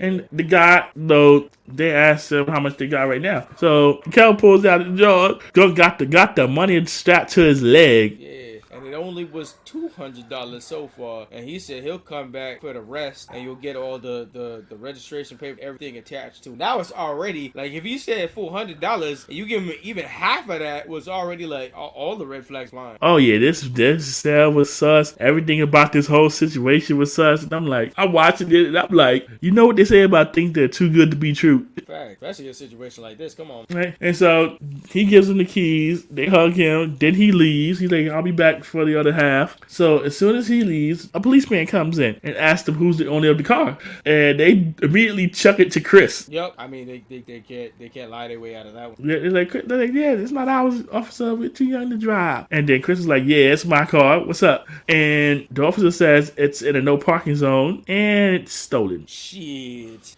So the next thing we see Kel blubbering, I don't want to go to jail. Mm-hmm. And the cops are like, all right, bet. And they tell him the whole story. And he's like, all right, the dude's supposed to be back tomorrow to get the rest of the money. Yeah. He's like, all right, you help us catch him, and maybe I can let you off the hook and maybe get back your $200. They was like, so all right, so you're going to be a snitch and a mole. Let's go.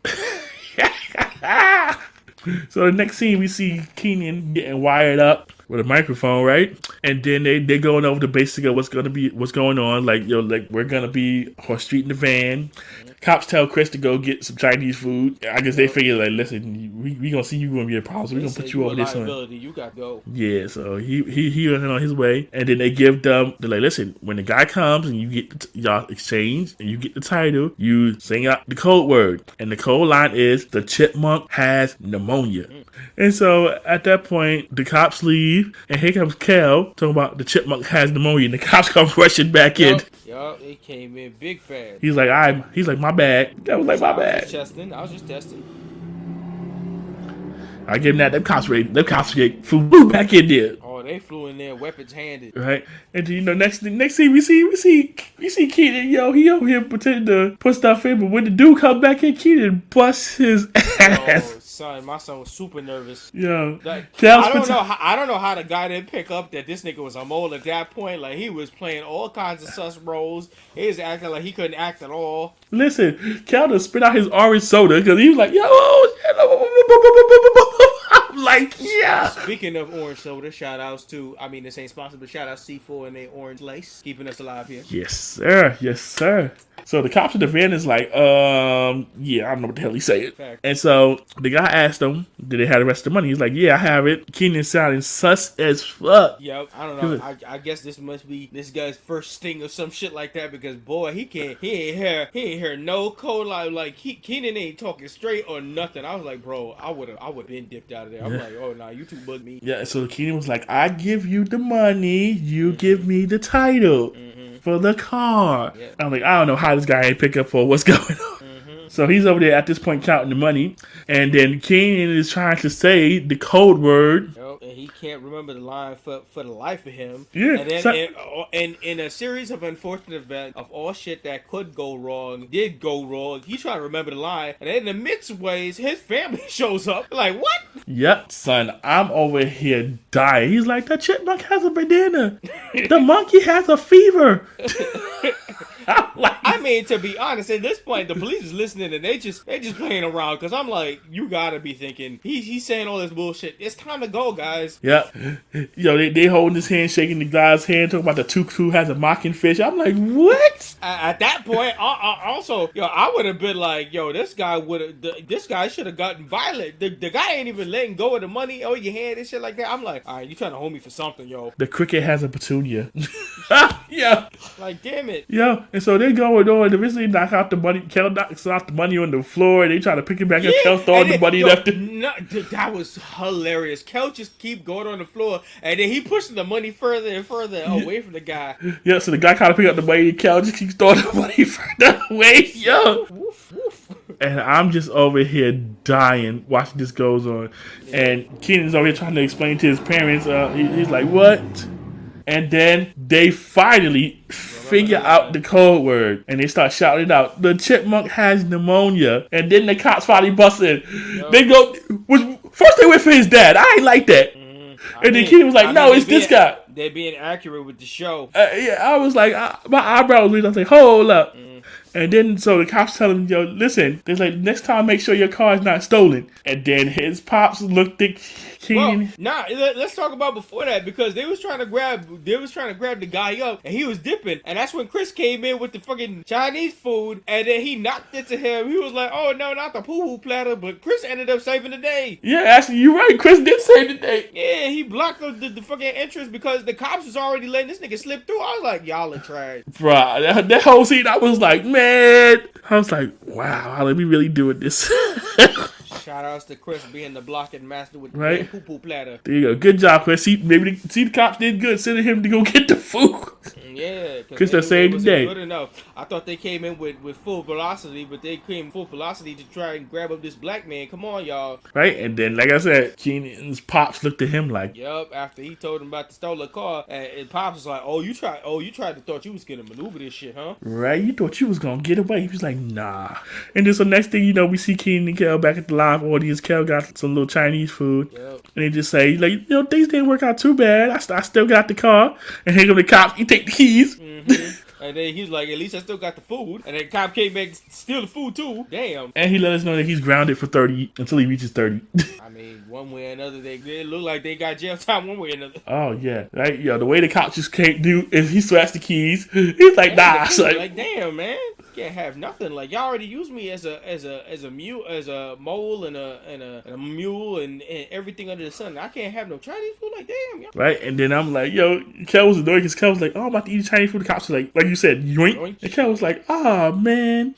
And so Kenan was like, that don't stop nothing because Kenan got another plan on the way. Yeah, and Kel was like, he's like, here it goes. And that closes up. What a perfect pilot to show you what the craziness of this freaking show is. The height of like stress coming into, because when you get into like a pilot like this, you get an episode and you kind of like forget how stressful an entire episode of this show is. Like, they go into some situations that you feel like if you was stuck into, it's a hard way to get out of, like whether payment wise, destruction wise, like so many situations that be happening will have like if you're not a kid watching this and you watch this as an adult, this is heightened blood pressure shit.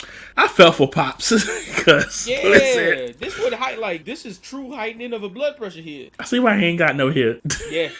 All of this, you got to be bald for this shit. Right? Oof. Now my final impression said, this show is Black Boy Joey gone totally wrong. Creative expression in wild and wacky, low-key, real world, the circumstances happening all wrapped up in a short sitcom. Def enjoyed it. Stress the ride to go forward, because I'm like, this is definitely a perfect show you want to push, but damn, this shit is a stressful ride, man. As the adult, I was stressed. As a kid, this was hilarious. Yes, exactly. It encapsulates that so much of who your audience is. Yeah, because as a kid, I got a hoot out of this, and I'm like, listen, I'm cracking up. Yep. I'm like, come on, y'all can get out of this. Y'all can get out of this. Y'all can find a way. Y'all can find a way. Find a way each and every episode to this level. It's crazy how this show went on for 4 seasons, and each episode is like this. And it's like, how do you survive in all this shit? How is everything okay by the end of the 30 minutes? Listen, we're not trying to go into that deep.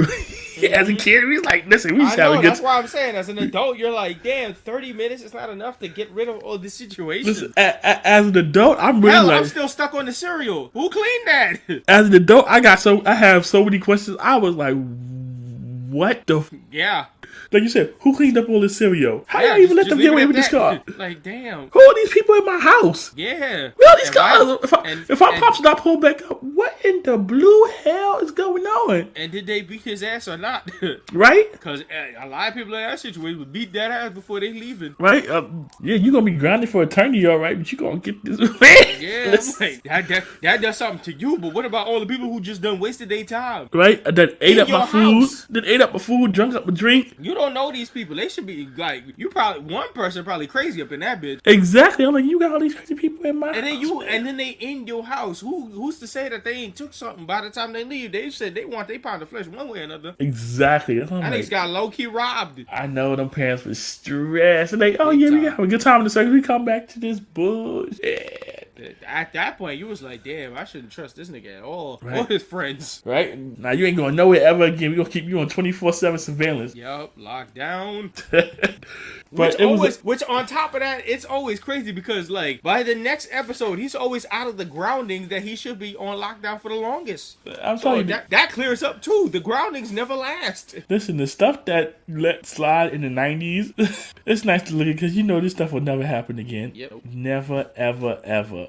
But episode 1 was a good way to set the tone for the series. Yep. And now we go and in episode 2, the tainting of the screw. Yes, the tainting of the screw. So the episode starts again with Kel addressing the audience on stage. Excuse me, with Kenan addressing the audience on stage. And of course, he goes to look for Kel as always. Let's not mess off on the intro again. Plays same vibes. Big respect. Always shout outs to Coolio. Yes. So but yeah, it's still a vibe. It still rocks. Oh, it'll always rock now. And it's always going to hit different going forward. Yeah, golden platinum, like lock, stock, and barrel. Yeah, like now every time I hear it, it's going to hit different. Yep. And it already hit different. Yeah, but it's like, oh man. Whew. So we back in the episode, and once again, Kenan's looking for Kel. And this time we got the audience was acting out like, bro, yeah, where's Kel? That one fucking white girl pressed the shit out of Kenan. Like he's supposed to be his brother keeper. He said, "Where the fuck is Kel?" Yeah, at that point, you should have already known. Damn, all right, this nobody fuck me then, right? Yeah, fuck me then. Yeah. Kenan was like, "Listen, Kel know what time the show starts." This is the second episode. Like, damn, fuck me, damn already, guys, come on. He was like, "What do I look like to y'all, Kel's mama?"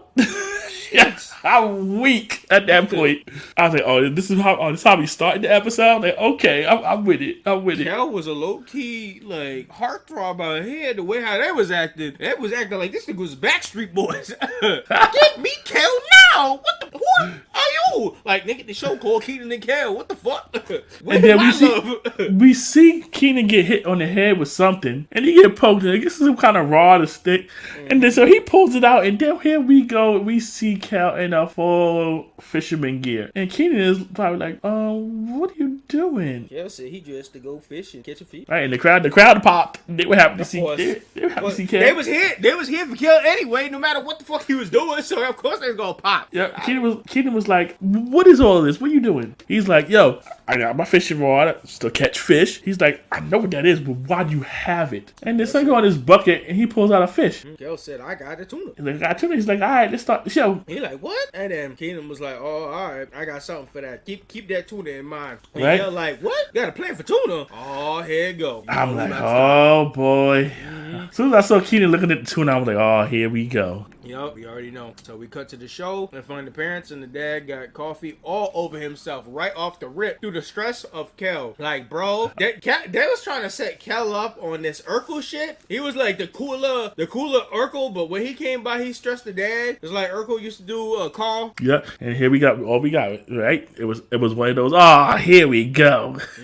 Like I said, Pops just minding his business, trying to have some morning breakfast, reading the paper. Yep. Mom's giving him the coffee. The wife, like, the mom warned him. She was like, "This shit's super hot. Don't get it on yourself." He goes to drink it, and then Kel busts through the door, and Pop spills the hot coffee all over him. Burning them. Dad trying to explain what happened, but he sounded like a Muppet. Yeah, he's like, so he goes on there, he's like, "Yo, Kel was like, why you got coffee in your shirt?" Your Pop's like, "Cause you. And then Kel goes to try to grab his dad's muffin, and Pop stuffed it all up in his face. So then Kenan comes down. He kisses his mom. He says hi to Kel. He's like, "Yeah, what's up with Dad?" And Dad explained what happened while his mouth was full of muffin. Yep, the whole Muppet. He basically tells me, "Listen, man, I'll be back. We'll change my shirt." Right. So basically, they saying, "Yo, you gonna be by yourself? We gotta go handle some business." Right. They're like, "Yo, what you gonna do?" Say, "Like, we gonna watch the Bulls game." So they over here playing. Best time for this. They're playing dribble with the tomato. Kenan passes the tomato to Kel. Kel goes to dunk, and here comes Pops again. Yup, and Roger get hit with said tomato. Like he's like, "Don't ever hit me." Pops is just over it. He's over it. Like, Pops already having a bad day. Anytime Kel's over, it's a bad morning for him. Yeah, he's like, "I don't even have no more energy for you." Mom's like, "Yo, we gotta go." He's like, "I'm just gonna wipe it off. I'm not gonna listen. I go upstairs to change the shirt again. Something else gonna happen. I'm just trying to get out of here." At this point, he's like, "I gotta go. This is too much. I can't." Right. And so they're gonna take Kenan's aunt to the doctor or whatever they're trying to do. Basically, so. His mom at that point, our mood to watching the show was like, when they out of it, they doing grown folk business. So back to the fun. Yeah, right. Mom just says, "Yo, don't make a mess." Kenan's like, "We will." And Pops is like, "Nah, I'm just playing." Kenan's like, I'm just playing." And Mom tells him it's a can of tuna and the cowbird if he gets hungry. So of course, Kenan, he's gonna make the tuna now. Yep. So he pulled the tuna right out of the can. Yep. There was some mustard up there. Yo. And Kel, I don't know what is that, a big slice. It was a. Listen, it's a weird tuna fish sandwich combo that he got, and they singing La Bamba at the middle of making it. And so I'm like, Kenan tells Kel, listen, I'm going to go check and see if the game's on. Yep. You gonna be here? You gonna be good by yourself? He's like, I bet. So Kenan goes to check to see if the game's on, and then Kenan yells to Kel, "Yo, Kel, the game is on. It's getting ready to start. Tip off." Yep. They make a little bet to see how the game's gonna turn out. Kenan basically says, "Hey, I expect the Bulls to win by 26." And Kel's like, "I expect the Bulls to win by 26."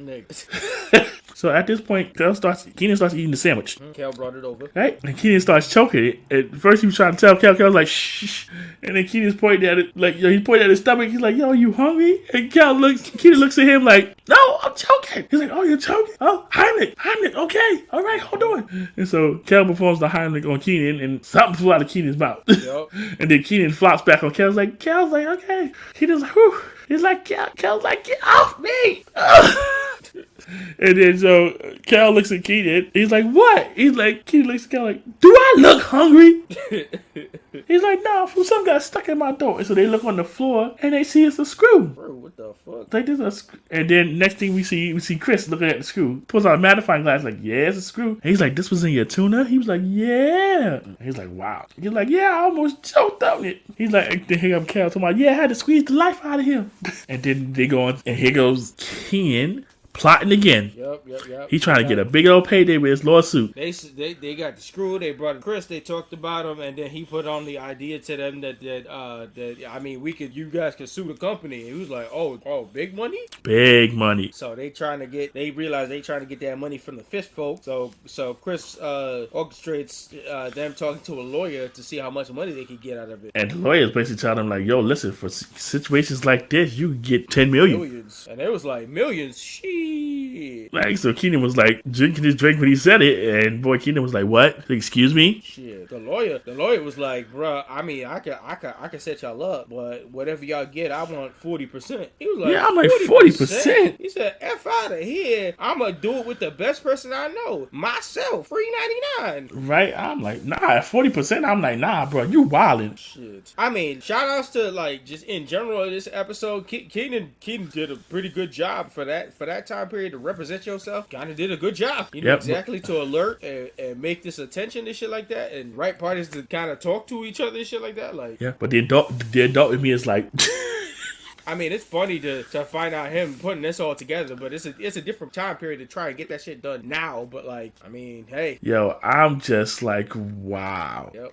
So next thing we see Kenan, I guess, looking up info on the computer, and then next thing you know, we see Kel with a mask on. I'm like, what is going on here? I'm confused. Mm-hmm. And Kenan just busted off like this is normal. I'm like, yeah, he's like, I know my friend's centric. And then they start dreaming about what they're gonna do with the money. Yep, Kenan fantasized money and giving it away and balling out. Yeah, he's really bald, son. He's like, yeah, you just will take like a nice car. We talk about people missing basketball shots. He like, here's $100 for you. Here's $1,000 for you. Pops is looking at what Pops on a motorcycle. Mom's talking about how diamond, you know, they looking at boats. He's like, yeah, I want the red one. She's like, I like the white one. He's like, here's $10,000. Get both of them. Yeah, balling out, throwing away money and shit like that. Right, just they got Chris there serving drinks. He gave Chris $1. I was like, oh man.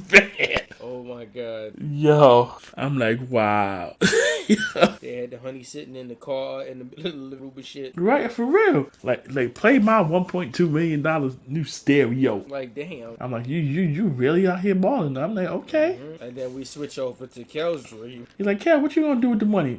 And we see Kel dreaming about ham. He's like, ham. Kenan looking over like, what the fuck?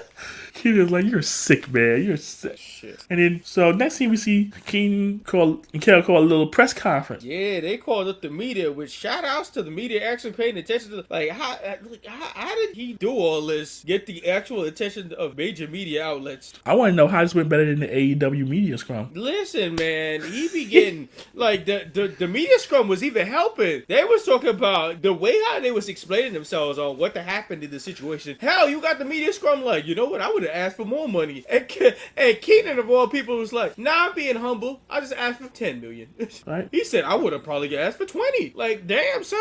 Right, and you tell why he got post-tuna stress disorder. I'm like, bruh. He's like, I can't even see a can of tuna. I start freaking out. I'm like, yo. They was putting on a whole show. Oh, fact. And they definitely sold the media. They sold it. Oh, yeah, big time. The media was for them 100%. Like this Kenan representing himself is actually working out. He really got the media and he got the attention because next thing you know, they got the call for the store for Kenan about a settlement from Luna Tuna. Yep, you're absolutely right. So next thing we know, we see them heading down to Luna Tuna. Yep, to meet Henry Luna. And we see them there with the suits and lawyers. And Kel pulling up with his eccentric handshake that Henry can't comprehend. Right, he's like, what's going on? And Kenan's like, stop it, go here. So they start the discussion, and it's like the first offer they made him was, we'll give you a lifetime supply of Luna Tuna. Listen here. If tuna almost killed me, the fuck you think it's okay to offer me a lifetime supply of the shit that almost killed me? Like, what's good with that? Why is that the first offer? Exactly. He was like, man, I don't want no lifetime supply of tuna. One can almost killed me, nigga. Why would I want a lifetime supply? My lifetime is ending tomorrow then. Now, Kel was on board.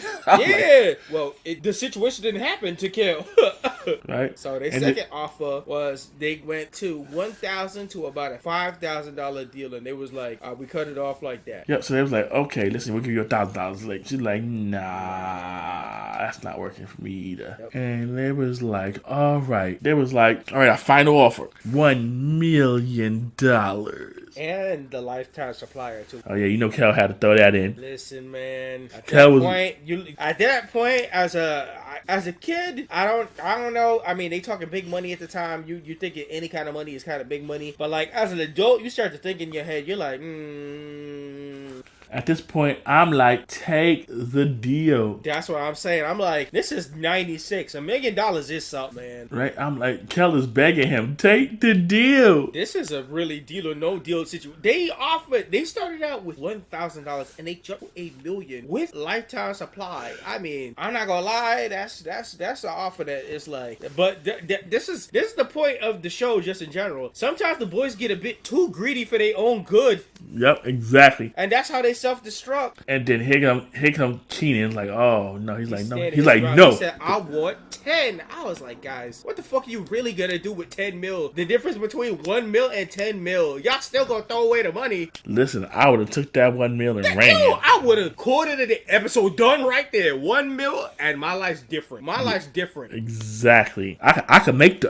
what the fuck do I need with 10 mil, bro? Just give me 1 mil and we can make this shit work. Right, I could make the rest of that money work for me. I could get up to 10 million. It's like, shoot. And the way how this company was acted, 1 mil wasn't even gonna hurt them. So it was working on all parties. Right, I'm like, especially in 96, man. That's listen, I'd have put that money away and that money would have grown. It would have been the 10 mil. I would have got there. No shit, bro. 1 mil was perfect enough. Like 1 mil in 96 money. Whoo, boy. As an adult, you are definitely hearing this and starting to stress. Yep, I was. Kenan was like, nope, I'm standing my ground. I want the 10 mil. I'm like, bro, you can't even handle 10 mil, bro. I was literally yelling at the screen like, take the money. Yeah. At that point, you was already know self-destruction coming. Yeah, I was like, so at this point, next thing they got ceremoniously tossed out of Luna Tuna. Yep. And then now in the next scene, they running a fake trial with stuffed animals about the situation going well through the night. And he finally got Kel ready when he's telling everything. Mm-hmm. He got all his facts straight. He got everything right. Yep. Everything's all worked out. So they cut straight to the court and statements given. Right? Yeah, so we get in the court. So Kenan, he tells him the story about the whole school situation. So the first thing, before that, the judge's like, yo, are the plaintiffs ready? And they looking around like, yo, where's the plaintiffs? Where's the plaintiffs? Motherfucking plaintiffs at? Until they look at the damn signature at the bottom, and it's like, oh, that shit's us. That's us. My bad. So the judge is already annoyed. Oh, big time. And so he goes through the whole spiel about the evidence and what happened. And then we got the bailiff. He's like, yo, show me Exhibit A. And he's like, can of tuna. An empty can of tuna. And he's like, and Exhibit B, it's a screw. That man did not want to be there. And then Kenan was like, I'm gonna call my first witness, Kel Mitchell. And Kel looking around. The first and only witness? Shit. Right? Kel looking around, I'm like, Kenan goes to the desk like, yo, Kel, get your ass up there. Yeah, get with the program, man. We spent all night working on this shit. And then the bailiff is following him, but Kel getting shook. He's like, yo, why you following me, bro? Back off. And then so the bailiff is swearing him in, and Kel was like, gives him a high five. He's like, yo, don't hurt me. Yo, Kel ready to fight the guy. I'm like, what's going on? Kel gets on the stand. And starts, before Kenan could even get started, bruh, Kel was like, it was me. Listen. At this point in time, after spending this much amount of effort, after everything that they went through, after studying all night, I'm not gonna lie. At this point, after the showing that Kel had made of everything, he gonna have to give a solid, watching this as an adult, you gotta give me a solid 15 minutes of straight hands. Because, bro, you take all this time, we in public of all this shit, and you making the grandstand fucking thing about you putting the screw in the tuna, making a huge ass show of all this shit. Nah, I'm gonna have to lay mighty hands on friendship about to dissolve in the second episode, because this is crazy, bro. You could have at least told us before we went into the meeting, so I could work these niggas for some money, man. Come on, bro. I'm just doing now we know why Kel told Tim to take the money. You should. Man, listen, bro. Listen. If you telling me to take the money, you could have had a bar and went to the side and told me all this shit before we went all the way this far, man. We spent the whole night working this shit out. Could you at least not tell me? I'm telling you, this shit was wild, and I'm sitting here. This is a quintessential part about watching shit as a kid and watching shit as an adult. Because as a kid, you taking this aggrandizing, you laughing through him being extra and X, Y, and Z. As an adult, first of all, you gotta sit through all this shit where he is aggrandizing to everybody. He is on the stand. He is going to the judge. He's going to the bed. He's saying this shit. He's like, man, don't be mad at me. Nah, bro, I'm lighting you out. In front of people, because you embarrassing to everything. Once the white guy starts smiling, I'm putting holy hands on you. Listen. You at this point, you cost me $1 million. That guy was like, hey, you trying to kill me, nigga? You trying to kill me? The lawyer was like, whoo. The moment he said that, and the white man and the lawyer looked at each other, you knew it was a wrap. It was a wrap. They didn't have to spend a dime. Yep, and Kenan was just like, hell, I gotta take the $1 million. Shit at this point, realistically, the white man, if this was realistically, at this point, they would have sent for a countersuit. Likely. Because you tried to set them up. Mm-hmm. They would have they definitely would have. They definitely would have countersued. This is what I'm talking about 30 minutes of absolute fucking stress. Because what the fuck, man? You could have been living off a milli if you would have just told me earlier this was all a setup and I could have went with the ploy. Because you couldn't tell me for a second that if Kel told Kenan the truth, he wouldn't have spun that. He would have made sure he was in that meeting and collected for every dime he could until they got into the height of height and would have walked away with $1 million. And no one would have ever known. Pops' blood pressure done raised like by 30 points somewhere. Dog, my blood pressure went up to the sky because it's like this is definitely shit that could end friendships right here off the rip. Like, not only did you cost me everything and embarrass me, bro, you likely almost killed me. you took the bravery off for saving me, but you kind of almost killed me. What the fuck are you doing dropping screws and tunas, bro? I'm trying to figure out. How you do that? That's what I'm trying to figure out. Where did this screw come from? Yeah, what the fuck were you doing in the kitchen, bro? Because Kenan had already made the sandwich, so I'm confused. Yeah, that sounded like premeditated type shit. What did you look at this shit? Drop the screw in the motherfucker? Yeah, it was not on top of the sandwich. It was in the sandwich. So you was trying to kill me. You was definitely trying to kill me. I'm like, so what is going on here? Because that's what I'm trying to figure out. At this point, for the rest of the episode, when we go back to the live audience and shit like that, my side eye would have been strong on Kel. You cost me money, you tried to kill me, motherfucker. I think he stewed over this for years, and that's why Kenan went to SNL and Kel's life went twisty after that. Because I would have been like, sir. Yo, and he never forgot. It's funny because Listen, it's funny because you see them on stage. You see a whole bunch of tuna cans, and then Kel over here talking about how many cans of tuna I gotta open. That's not enough revenge. Give me my meal, bro. Give me my almost life that you tried to snatch from me. Give me my wasted time and effort and everything I put together. You literally could have told me from day one. Why do you get a conscience now? After everything we went through, why do you get a conscience when you're on the stage? Yo, and the fact that after the fact, Kenan was like, yo, I ain't giving up, son. He's like, all I gotta do is find one more object in one of these cans of tuna. He ain't give up. He forgave Kel. Everything was okay. Like, everybody walked away from the trial, not getting countersued or nothing, and they went back to plotting. They're on live fucking TV talking about, let's find another screw in another tuna can. Like, Looney Tuna ain't watching these niggas.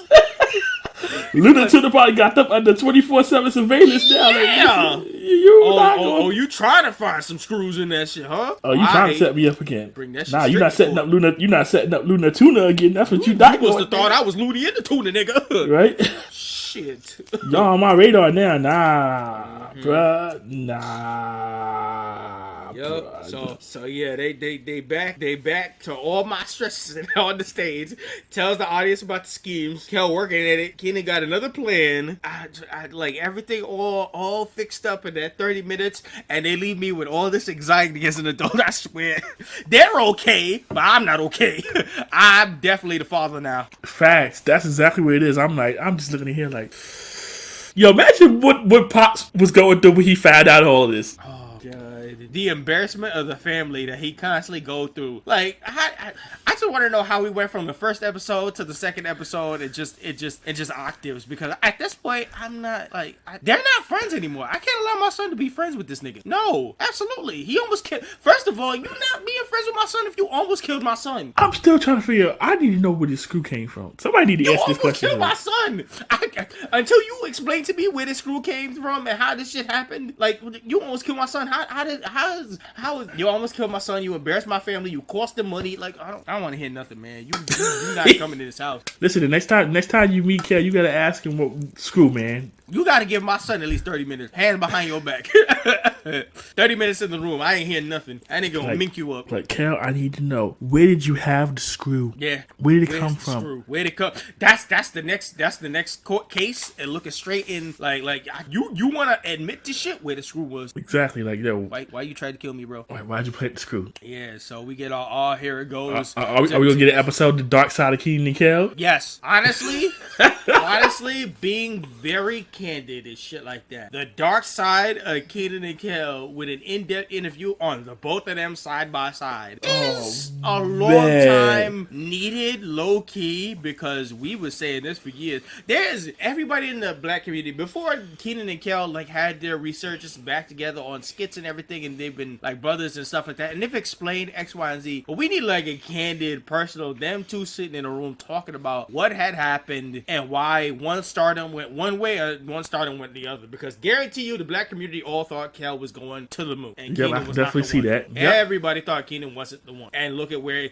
it took Kenan a hell of a long time. He's been on SNL longer than anybody else, and he's literally still there and watching everybody blow up and going through X, Y, and Z, and he's getting his time now of stardom and everything, but it took a long time to reach there. And it's like a lot of people was a long time thinking Kel was the guy going to SNL, not Kenan, and it hanged over the career of Kenan forever. Yep, I'm definitely aware of it. It still hangs around them now. Yeah, anytime you see them come together, it's literally in the comments. They were like, well, Kel should have been the one in SNL, and it's like, shit, it bubbles up so much that there has to be a dark side to this. Well, hopefully one day we get some answers. Yeah, I mean, Kel's given his side of the story and what has happened over the time, but I just need them to be in a room together and talk about both sides of what happened, because for the longest time I've only gotten Kel's situation, and Kenan always talks very candidly about it, and I'm like, there's an honesty to this that is missing. It's like, there's a part of the story there that we don't know. Oh yeah, whether they want to talk about it or not, but it would be nice if there was like an honest sit down with both of them to just probe both of them about the situation, just talking to each other at the same time about what the fuck happened. So that would be a watch. Definitely would be a watch. That'd be a big watch for all of us, especially, and now with all the situations that's going on now, it's like, yeah, perfect watch for everything all come. But yeah, I said my final impressions to this show and this episode in general, it shows extra as hell and pretty self-destructive, riding on emotions. You feel some way about the boys' schemes. You want to see them win. They get close to big time and go too far and boom. They're like Icarus to the fucking sun. Def would watch more of these disasters looking for a win truly, but man, as an adult, your heart can't take it watching these boys go through the highest of highs and reaching to a point where you're like, yo, back in. Get to where y'all need to go and just stop. Y'all going too far, and that's what crash lands y'all all the time. I was like, the clusters keep getting bigger and bigger. Watching this as an adult, I'm big stressed. Yeah. As a kid, this was hilarious. This was Black Boy Joy straight through. You're like, they'll be fine the next episode, but I'm like, I'm trying to put the pieces together in my head. This shit, math ain't mathin', bro. Right, as a kid, it makes you want to scheme. Yeah, and then though you realize if you schemed one of these ways, it would ruin your life. For real. Be honest, like one of these schemes go off for these guys, and you end up in the same situations as them. You're fucked over. Like you can't get out of these kind of situations. And you a black teen in Chicago doing this shit? Nah, bro, this ain't getting you out of nothing. One of these fucked up goes bad, and you're never going back. So we ain't trying to scheme get that money from Luna Tuna. The way how shit works, the realistic way how shit works now, they would have flipped that. They would have definitely flipped that. We would have been in the dirt. If it was a company like Luna Tuna handing out a meal like that, like it was nothing, we would have been in the dirt. Fuck out of here. White people don't want to give up a fucking dime. There's no way in hell we was getting shit. Yeah, you're right. They would have Vince McMahon reverse suited us, and by the time we would have been out of that shit with less money we even tried to start with. We would have been so further in the ground, we would have tried to scheme our way and find ourselves in $2 million debt. We would have been down there with They That Shall Not Be Named. Yeah, 100%. We would have been in WB's situation. We wouldn't have been a corporation. We would have been looking at $23 billion debt. Oof. You acting like this court case is like black guys. What you talking about, bro? We ain't getting a damn dime. We are black men. We are not getting shit from companies. Oh, man. I'm trying to keep the dream alive. Yeah, we live in the real world. Not they Chicago fantasy. Not they 30-minute wrap up. Our 30 minutes continue going on and on and on and on and on and on. And on and on and on and on and on. Yep. So, that stressful note, we're going to close the book out on Kenan Kel right there. So, that's the closing of the book on that one. And for the next Are you sure? review, for now, I thought I heard an all head go in the distance. Leave that for when we might want to touch on the move. Two heads are better than one. We'll leave that on that one because that was a trip too. But yeah, so next review, I said for Black Martha Power down with BMP. I say we finally gonna tackle the one Power Ranger series that we haven't out of the long list of stuff we've done. So we about to put the rest finally. We gotta get into this. We're gonna do for next episode. We're gonna do Power Ranger Samurai episode 1 and 2. Oh, that's the ones with the painting brushes. Yeah, that's literally the last one left. Okay, that we haven't touched as a series. So we might as well get it out the way. Alrighty. All right. So Samurai's the next. If anybody got any comments, concerns, as always, or y'all trying to give us press passes, because we looking at the date and time.